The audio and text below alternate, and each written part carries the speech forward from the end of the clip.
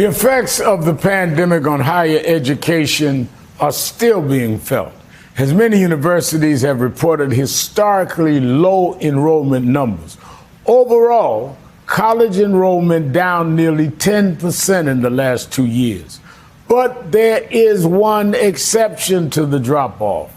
Historically black colleges and universities seeing record applications, boost as high as 60% for some schools. Still, the enrollment surge has not necessarily translated into enough federal and state resources to keep pace with needs. Just one area black colleges continue to struggle compared to their predominantly white counterparts. Joining me now is Lodriguez Murray, Senior Vice President of Government and Public Policy for the United Negro College Fund. Mr. Murray, we appreciate you joining us tonight. Let me start off with some numbers. According to the National Center for Education Statistics, the percentage of black students enrolled at HBCUs fell from 18% in 1976 to 8% in 2014, increasing to 9% in 2020. Then, largely in the last 2 years, many black colleges have reported record applications, endowments, and enrollment numbers. What are the driving factors that you'd attribute to this surge while enrollment is down overall nationwide, this surge in HBCUs? First of all, Reverend Al, thanks for having me on this evening. I think what you see is a continuum of issues. You can start back in the summer of racial reckoning, which was happening during a pandemic, which was really a twindemic for African Americans. It was not just the health issues that were going on with coronavirus, but in addition to that, you also saw African Americans moved in a way and shown to the country in a way that's never been shown because of the killings, the murders of George Floyd, as well as Breonna Taylor and so many other names that we know. And you find that black students want to find their home. They want to be in a place. They won't just be a number, but they will be a real person. And also, it's an environment that is set just for them. And so HBCU enrollment is on the move. But there's so many other issues that still have to be solved to make sure that the students that are choosing historically black colleges and universities will find the home that best suits them. Now, Mr. Murray, a black kid starting college today would have been a toddler when Barack Obama became our first black president. They would have been teenagers watching the protest moment that followed the murder of George Floyd. What, if any, impact would you say those events have had on enrollment this summer? Huge.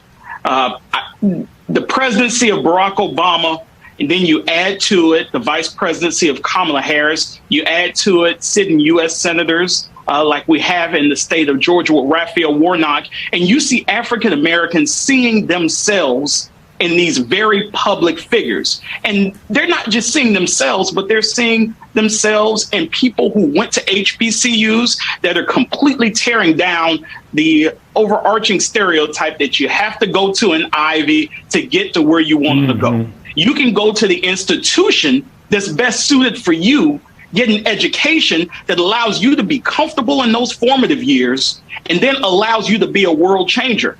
I tell people all the time, I don't know a lot of people with national holidays named after them, but I happen to have gone to a college where one of my fellow alumnus, he's got one of those. I assume you're talking about Morehouse College and Dr. Martin Luther King. Yes, indeed. Yeah, I'll be with you guys next month.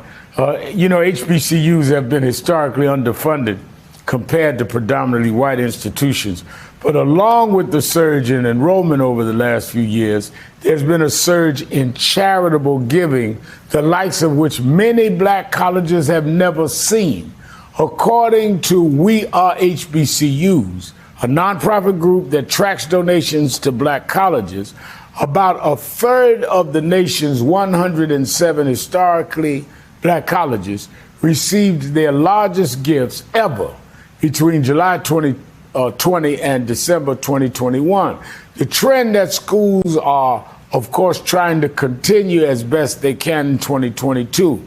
But that, of course, is private funding, Mr. Murray.